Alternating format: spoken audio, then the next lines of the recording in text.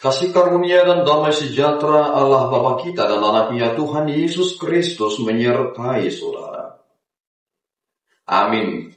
Shalom, saudaraku yang terkasih di dalam nama Tuhan Yesus Kristus. Senang bisa menyapa saudara di tempat saudara berada hari ini dalam dimensi yang berbeda, tetapi dalam dunia yang sama.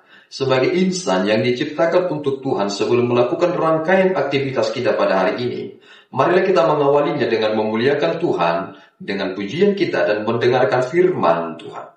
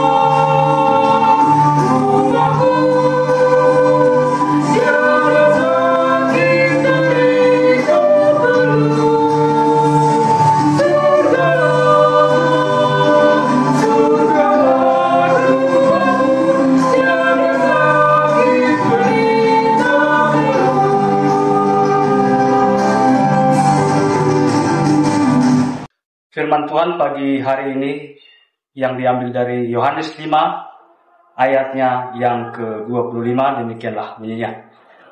Aku berkata kepadamu, sesungguhnya saatnya akan tiba dan sudah tiba, bahwa orang-orang mati akan mendengar suara Anak Allah, dan mereka yang mendengarnya akan hidup. Demikianlah firman Tuhan.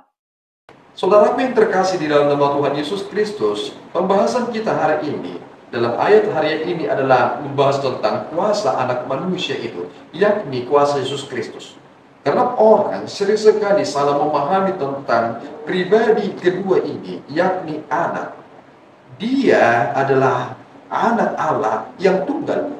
Mengapa ada penyebutan tentang anak Allah yang tunggal? Tentu ini akan merujuk kepada hal yang akan ia kerjakan untuk menjadikan kita sebagai anak-anak yang diterima kembali.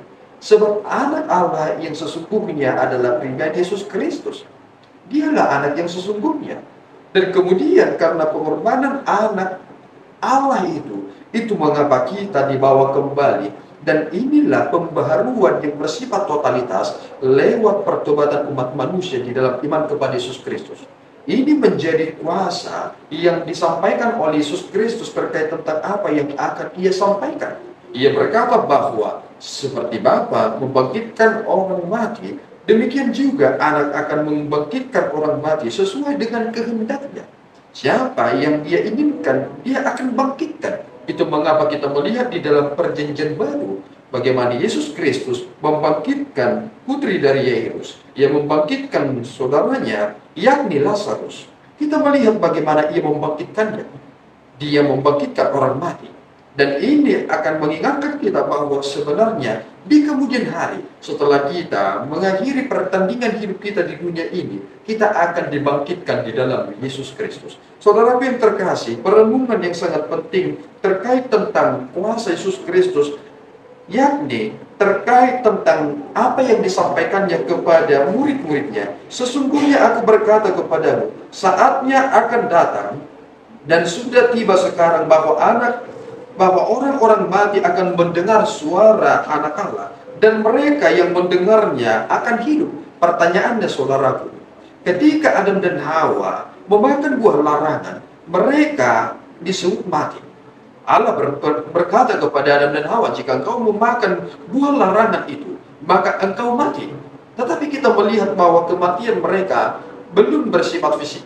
Kematian rohani ternyata mengawali kematian fisik. Pada akhirnya mereka mati, sebab umur mereka tidak bisa seperti Metusala. Metusala adalah manusia yang paling panjang umurnya 999 tahun. Mereka tidak bisa mencapai itu. Mereka pada akhirnya mati. Dan ini mengingatkan kita bahwa sebelum Yesus Kristus datang ke dunia ini, banyak orang yang hidup yang pada hakikatnya adalah mati. Dan mungkin saudara menangkap apa pesan yang disampaikan oleh teks ini, bahwa orang-orang yang mendengarkan firman Tuhan yang disampaikan oleh Yesus Kristus, mereka dihidupkan oleh firman itu. Mereka pada awalnya adalah pribadi yang mati, yang tidak mampu melakukan apapun, tetapi mereka dibangkitkan, dihidupkan.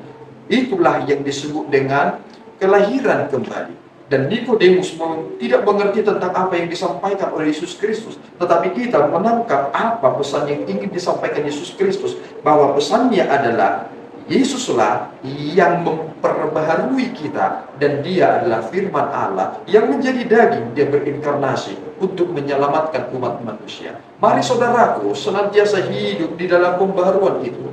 Terimalah firman Tuhan dengan sungguh-sungguh baik dan benar, dan hidupilah firman itu dalam perjalanan hidup saudara. Tuhan Yesus memberkati kita berdua. Ya Tuhan, kami bersyukur atas berkat-Mu. Engkau menolong kami untuk mengerti maksud Tuhan ketika Engkau mengutus anak-Mu untuk menjadi pendamai kami kepadamu. Dia membawa firman, dan Dia adalah firman itu yang akan menyelamatkan kami, dan Engkau telah menyatakan itu. Terima kasih Bapa, kini kami hidup di dalam firman yang dalam iman kepada Yesus Kristus menjalani hari-hari kami di dalam dunia ini. Tolonglah kami supaya kami senantiasa hidup dalam kesetiaan dan dalam kesetiaan.